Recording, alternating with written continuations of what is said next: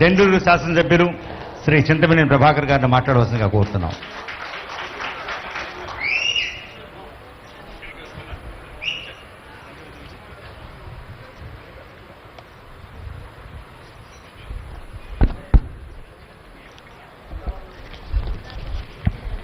ఈనాటి కార్యక్రమానికి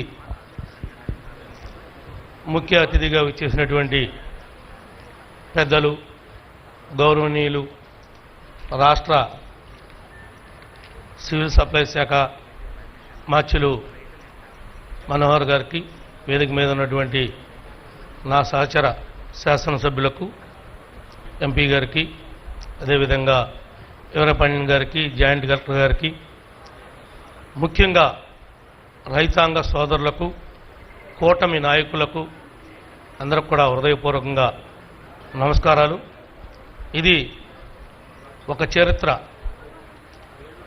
ఆరుగాలం వ్యవసాయం చేసి, కౌలు వ్యవసాయం చేసి, అప్పులు తెచ్చి ధాన్యం పండిస్తే మన చిన్నప్పటి నుండి కూడా 15 రోజుల్లో ధాన్యం బకాయిలు మిల్లర్లకు తోలితే కూడా మనకు వచ్చేటువంటి పరిస్థితిని మనం చూసాం. కానీ ఈ దుర్మార్గమైనటువంటి ప్రభుత్వంలో కౌలు రైతు రోడ్డును పడ్డాడు. వ్యవసాయం చేసేవాడి యొక్క నడ్డి విరగదీయబడింది. అలాంటి పరిస్థితుల్లో మీరందరూ కూడా ఈ కూటమిని గెలిపించి మీ ప్రభుత్వాన్ని మీరు ఏర్పాటు చేసుకున్నారు. ఇది మీ ప్రభుత్వం కాబట్టి, మీ మంత్రి కాబట్టి, మీ ముఖ్యమంత్రి కాబట్టి, మీ ఉప ముఖ్యమంత్రి కాబట్టే ఈనాడు దమ్మున మీ బకాయిలన్నీ కూడా ఒకే రోజు రిలీజ్ చేయడం జరుగుతుంది.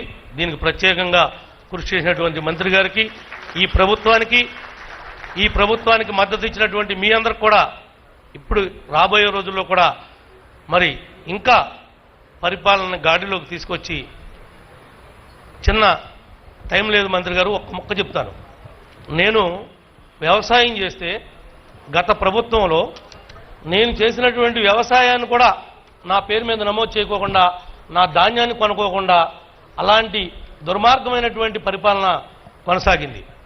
కనీసం నేను పండించిన ధాన్యం ఎక్కడికి అమ్ముకోవాలో నాకు తెలియదు. నేను కోళ్ళకు మేపుకున్నాను. నేను మిల్లర్కు తోలటానికి అవకాశం లేక, ఎందుకంటే నాకు తినే కోళ్ళు ఉన్నాయి కాబట్టి.